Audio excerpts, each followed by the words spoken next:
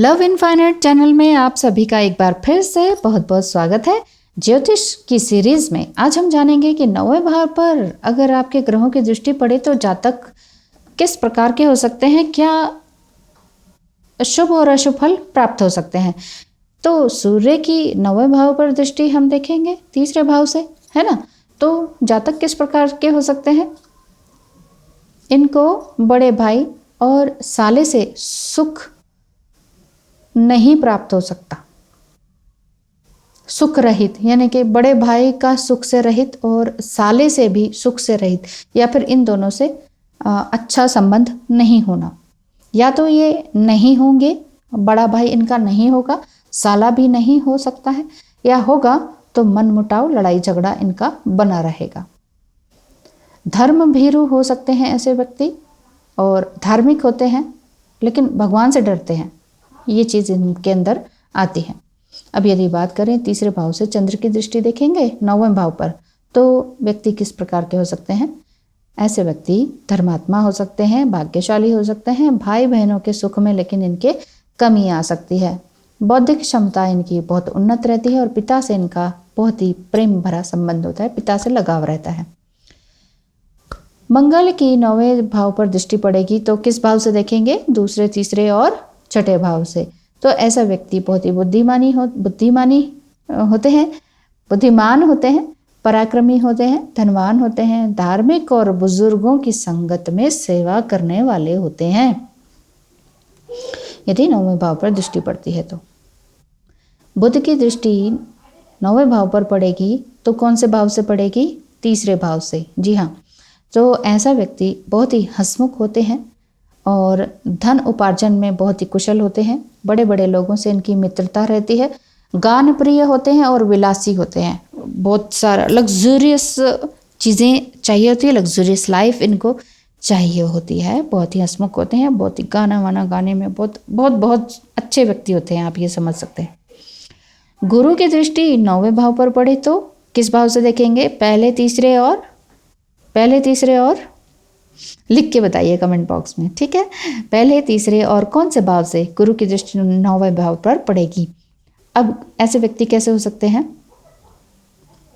ऐसे जातक बहुत ही कुलीन और भाग्यवान होते हैं। ऐसे व्यक्ति शास्त्रज्ञ और बड़े महात्मा होते हैं, बहुत सारे शास्त्रों के ज्ञाता होते हैं, बहुत ही महान व्यक्ति होते हैं। स्वतंत्र रहना पसंद करते हैं, संतान सुख भोगते हैं, धनी होते हैं और व्रत उपवास करने वाले होते हैं। शुक्र की दृष्टि 9वें भाव पर पड़े यानी कि तीसरे भाव से तो जातक कुल दीपक होता है, जातक ग्राम अधिपति हो सकता है, शत्रु पर विजय प्राप्त करने वाले होते हैं, धर्मात्मा होते हैं, आप ये समझ लीजिए। और शुक्र की पाप ग्रहों से युति हो या पाप ग्रहों की दृष्टि ना हो, तो पाप ग्रहों से युति या पाप ग्रहों की दृष्टि ना पड़े तो ऐसे जातक बहुत ही कीर्तिवान और विलक्षण होते हैं। पाप ग्रहों की दृष्टि पड़ जाए तो इसी में ही गड़बड़ कर जाते हैं, धर्मात्मा में भी देखते हैं ना, आपके अच्छे लोग, अच्छे धर्मात्मा पुरुष भी जेल में जाते हैं, उसका रीज़न यही हो जाता है, पाप ग्रह की दृष्टि पड़ जाती है।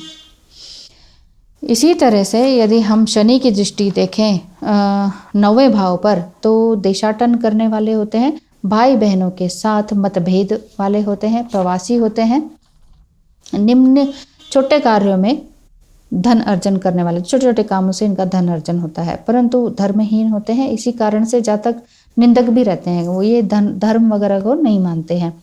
राहु की दृष्टि 9वें भाव पर पड़ेगी पहले, तीसरे और 5वें भाव से, तो बड़े भाई बहन के सुख से वंचित रह सकते हैं। ऐश्वर्यवान होते हैं, भोगी होते हैं, पराक्रमी होते हैं और संततिवान होते हैं, बच्चे भी इनके खूब होते हैं। अब यदि केतु की दृष्टि 9वें भाव पर देखी जाए तो पहले, तीसरे और 5वें भाव से देखी जाएगी। बड़े भाई के सुख से रहित रहते हैं ये, और ऐश्वर्यवान, या तो ये खुद ही बड़ा बच्चा होता है लेकिन बड़े भाई इनके नहीं होते हैं, या होते हैं तो उनसे इनकी बिल्कुल भी नहीं बनती है। वो बड़े भाई जो है इनको कभी भी एक बड़े भाई जैसा सुख नहीं देते हैं, सिखाते नहीं हैं कुछ भी, पैसा भी नहीं देते हैं, कुछ भी नहीं। तो ऐसे व्यक्ति ऐश्वर्यवान होते हैं, भोगी होते हैं और पराक्रमी होते हैं, संततिवान भी होते हैं। अब जिस प्रकार राहु की दृष्टि पड़ती है ना, ऐसे ही ऑलमोस्ट केतु की पड़ती है, जैसे कि मैंने पहले भी ऑडियो में बताया था, जो कि 8वें भाव से देखा था। 8वां भाव तो तकलीफ देह होता ही है। 9वें भाव में मिले जुले स्वरूप आपको दिखाई देते हैं। सूर्य से भी आपने देख लिया, चंद्र से भी, मंगल से भी। हाँ, तो आप मुझे बताइएगा कि गुरु की दृष्टि 9वें भाव पर पड़ेगी तो कौन से भाव से, पहले, तीसरे और कौन से भाव से आप ये देखेंगे। आप इसमें अपने आप के बारे में भी जान सकते हैं कि आप वाकई आप बहुत बड़े महात्मा हैं, बहुत ही एस्ट्रोलॉजर हैं, या बहुत अच्छे काम करते हैं। तो आप अपनी कुंडली को इस तरह से देख ही सकते हैं कि हाँ, मेरे अंदर भी ये वाले लक्षण हैं। और कभी आप जैसे कुल दीपक भी हुए अपने घर के और अपने धर्मात्मा के काम भी करे हैं, लेकिन एक आध बार अगर आपको बदनामी मिली हो या एक आध बार जेल भी जाना पड़ गया हो, तो वो क्यों जाना पड़ गया, वो आप देख सकते हैं कि शुक्र की पाप ग्रहों से युति तो नहीं है या पाप ग्रहों की दृष्टि तो नहीं पड़ रही। तो ये सारी चीज़ें आप देखकर अपने ऊपर जान सकते हैं। यदि आपके भी घर में कोई इस तरह के व्यक्ति हैं जिनको अच्छे होते हुए भी कुछ गलत झेलना पड़ गया या कुछ ऐसा, तो क्यों है, क्या है, और आगे क्या उनको अच्छा सुख कब प्राप्त हो सकता है, अच्छा समय कब आ सकता है, ये अगर आप जानना चाहते हैं तो एस्ट्रोलॉजिकल रीडिंग करवा सकते हैं आपके या अपने किसी भी प्रिय की। तो इससे क्या होगा कि आपको आने वाले समय का पता चल जाएगा कि ये हो सकता है। बाकी सब तो कर्म के ऊपर डिपेंड करता है।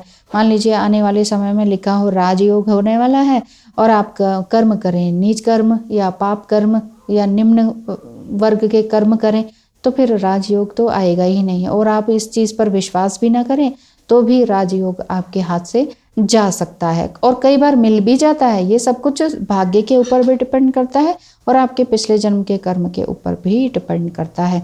तो कुंडली एनालिसिस करानी हो तो 830778 और 247 नंबर पर टेक्स्ट मैसेज करके और अपनी डिटेल्स भेज के, पेमेंट पूछ के कि क्या फ़ीस है, और उस हिसाब से आप पेमेंट करके स्क्रीनशॉट भेज के अपने क्वेश्चंस भेजेंगे। उसके बाद आपको ऑडियो फॉर्म में आपको एस्ट्रोलॉजी एज ए प्रूफ आपको मिल जाएगी। आप उसे जितने सालों तक का रीडिंग करके दिया है उतने साल तक संभाल के रख सकते हैं या हमेशा भी रख सकते हैं। और उसके बाद आप कभी भी इसी बीच में आपके जीवन में कुछ भी घटित होता हो तो आप मुझे एस्ट्रोलॉजी से पूछ सकते हैं, जैसा कि बाकी सभी भी पूछ ही रहे हैं जिनकी कुछ 6 महीने पहले रीडिंग की थी। वो दोबारा से नए नए सवाल पूछते हैं क्योंकि नई नई वीडियोस मेरे चैनल पर आ ही रही है।